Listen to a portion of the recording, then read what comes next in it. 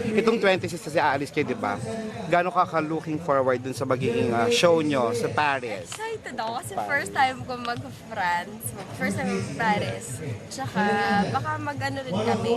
Hindi ko alam, wala pang final destination kung saan pa kami ibang pupuntang lugar. Pero most probably, hindi lalabas kami ng Paris. And si Sandra, sinasabi niya na parang dadalhin ka niya sa isang masarap at magandang restaurant. Papa-experience Oo sa iyo nga yung mga daw. places na romantic doon at magaganda. Sinabi niya nga rin sa akin yan na excited. Sobrang kasing excited ako. Sabi, di ba nag-shoot na sila ng Lovers in correct. Paris? So, ang tagal niya doon. Nalibot niya yun. Sabi ko, saan ba maganda doon? Saan yung ano, yung shoppingan, ganyan. Una ko tanong yung shoppingan. Sabi niya, hindi ka masyado mag-shopping doon, mahal. Sabi niya, dadaling kita doon sa... Sinasabi siya, kung saan sila nag-dinner nila, yung cast ng Lovers in Paris. Kasama niya sila Casey. Di ba si Casey taga doon? So parang nadala rin siya ni Casey, nila Piolo, nila Yubes sa isang restaurant na may garden. Doon kayo sa garden. So sabi niya, it's very romantic. Sabi niya, sa coach ko lang, dalawa talaga ako dyan sa yun naman yung gusto ko rin sa kanya. Talagang nadala niya ako sa mga places na I've never been to. Especially mga restaurants na ano. Kasi diba, it's always nice na i-date kasi hindi lang ano yung usual na lugar o dahil na narinig niya na fancy restaurant yon. Gusto ko yung merong effort na mag-research or alamin kung saan talaga yung magandang restaurant na dalhin mo tayo. What if kung doon siya mag-propose sa'yo? Ano ba? Ready ka ba? Sabi ko sa inyo, we're far from that. Wala pang ganun. Paano kung sobrang romantic ng place, tapos bigla na lang mag-pop yung...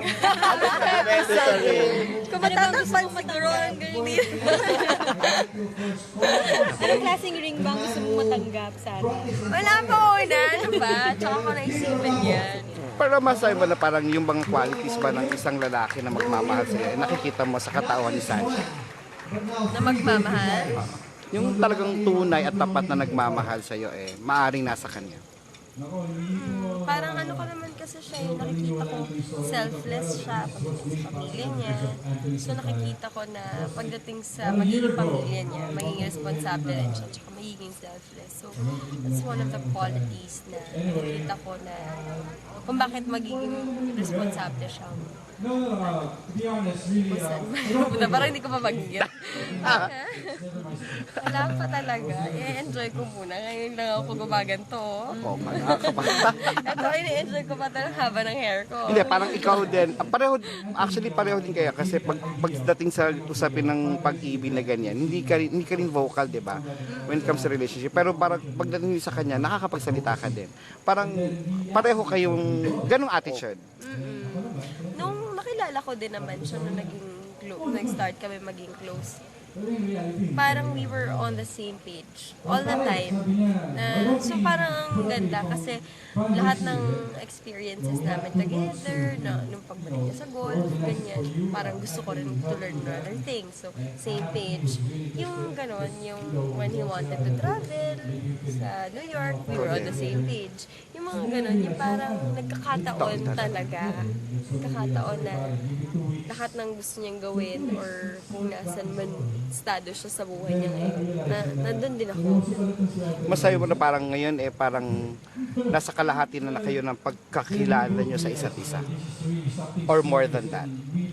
Sana hindi pa. Kasi mas excited ako makilala yung maraming bagay pa na involving him. Maraming pa mabubuti at masasamang qualities niya. Sana wala pa sa kalahati kasi magiging boring na kung mag-i-end na siya. Kilala mo na. At nakwento mo, Bea, na one thing you enjoy the most about Sandra is nabuksan yung mundo mo to other things. Parang, like, naturuan ka niya ng golf. Tapos interested ka rin to try other things. Oo, marami siyang itinuturo sa akin. Siguro, isang bagay din yung he's older than me. He has experienced a lot of things more than I have experienced.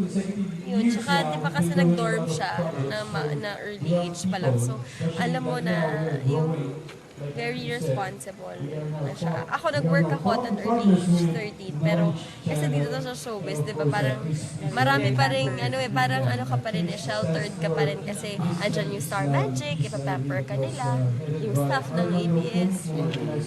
So ano ang looking forward mo pa sa'yo? Life mo? More projects. Hindi, in terms of career, marami pa ako gustong gawin. Marami ko pang, ngayon, ine-enjoy ko yung makikipagtrabaho kay Robin Padilla, na diet, ine-enjoy ko yung show namin ngayon.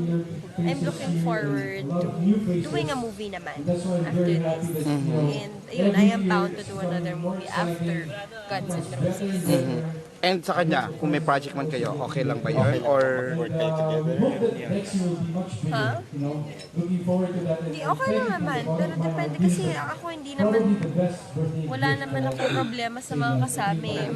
Mas inaano ko kung ano yung storya, kung ano yung material. So, kung may i-offer sa amin na magandang pelikula, why not? May dream role. Ano pa yung dream role na gusto mo na Madami. Dark. Kahit na ano. A dream, wala pa. Masagi ambon.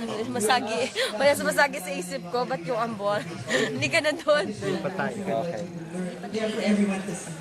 Sexy mo dun, te. Alam mo na kaya. Ay, lalo ko. Lalo lalabas sa Marami ka na pagka-sexy. bang investments ng mga golf outfits? Nung nag-Hong Kong ako, doon ako kumakiyaw talaga ako ng mga outfits. Talaga? Ano ginagamit sa brand ka ng golf club? May particular brand na ginagamit? Callaway. Bongga. Since we're producing Diba? programs, Ano pang aasahan ng mga manonood sa iyo, ng mga taga-subaybay mo, mga fans mo? Nagawa po ako ng pelikula under Star Cinema ulit.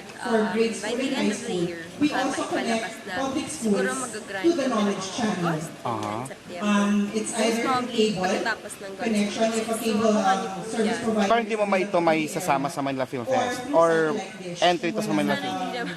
Ayoko nagtatrabaho na Pasko. We are already at 1,000 public schools So, all over the Philippines from i-offer mo Batanes yung to time Tawi sa Tawi. ako ng Pasko. We're servicing more than 3 million Hindi pa naman ako public gumagawa school sa students MFF. in those schools.